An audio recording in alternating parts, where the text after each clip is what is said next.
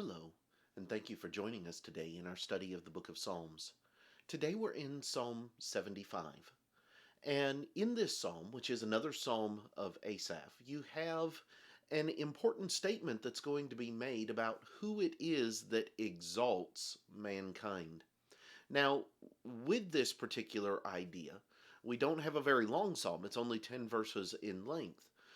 But you're going to see the acknowledgement of who is truly in control. And so let's look at what Asaph says in Psalm 75.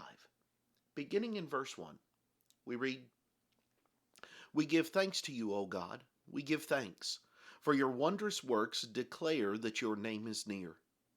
When I choose the proper time, I will judge uprightly. The earth and all its inhabitants are dissolved. I set up its pillars firmly.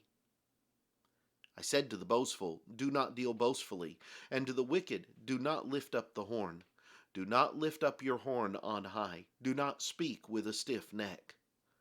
For exaltation comes neither from the east, nor from the west, nor from the south. But God is the judge. He puts down one and exalts another.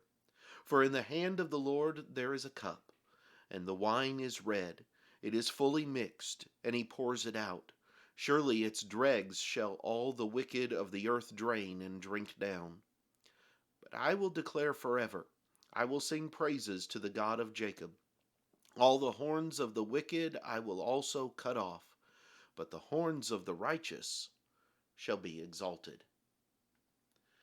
This psalm is going to be one that is going to be slightly different from many of the others from the standpoint of its quotations, because you have here sentiments and statements that are going to be made, as you see, in quotation marks as we see it, but from the standpoint of them being spoken.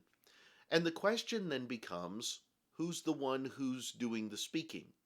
When you begin to analyze it, you realize this is not Asaph who is speaking. These are not his words that are being utilized, but rather you have a situation where God is doing the speaking.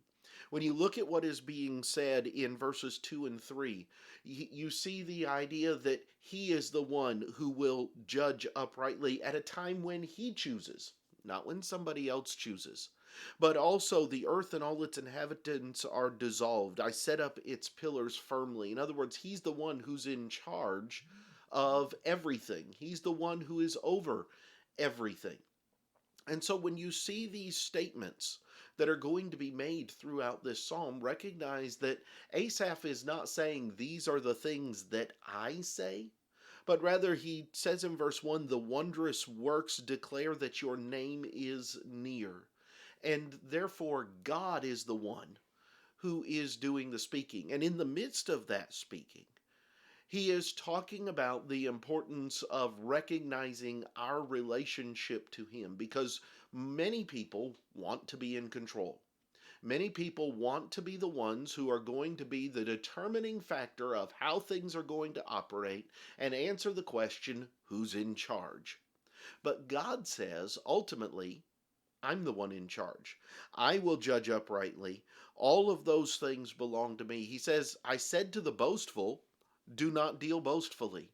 To the ones who think themselves greater than what they are, be very careful. To the wicked, do not lift up the horn. Do not lift up your horn on high. Do not speak with a stiff neck. This idea of being lifted up, of lifting your horn up on high, as though everyone is supposed to stop and listen to you. God says, do not speak boastfully, do not have a stiff neck, be willing to listen, be willing to learn, and recognize who is in control. In a world that desires to be in control, in a world that desires for them to be in control of every aspect of their own lives, God says you need to recognize who is truly in control. Because ultimately, and this is the end of the psalm, ultimately, God is the one who exalts. And this is the phrase that we used to title this psalm in our opening. But ultimately, the exaltation belongs to God. I don't have the ability to exalt myself above anybody else, or to show myself to be something greater than anybody else. God does the exalting. You think back to some of Jesus' statements in the New Testament. How he gives the parable of the Pharisee and the publican, about the Pharisee who goes into the temple to pray, and he puffs himself up. He talks about how great he is and how thankful he is that he's not like other men, or not even like this publican over here. Whereas the publican simply bows his head and says, God be merciful to me, a sinner. And Jesus concludes that parable by talking about the fact that it was the publican who went home justified instead of the Pharisee, because everyone who exalts himself will be brought low, but he who humbles himself will be exalted. You see, the principle is being applied here, and that is that God is the one who does the exalting. God is the judge. He puts down one and exalts another. These are the things that I see in Psalm 75. And there's some other details that we could pull out, or that we could stretch from this. And there's a lot of other ramifications throughout Scripture that tie back into this particular principle that Asaph is leaning out. But if we are going to take something from this psalm, we need to take from it the fact that ultimately God has the final say. It's not us. It doesn't matter how much control we think we have or we want to have. Ultimately, the final judge is God.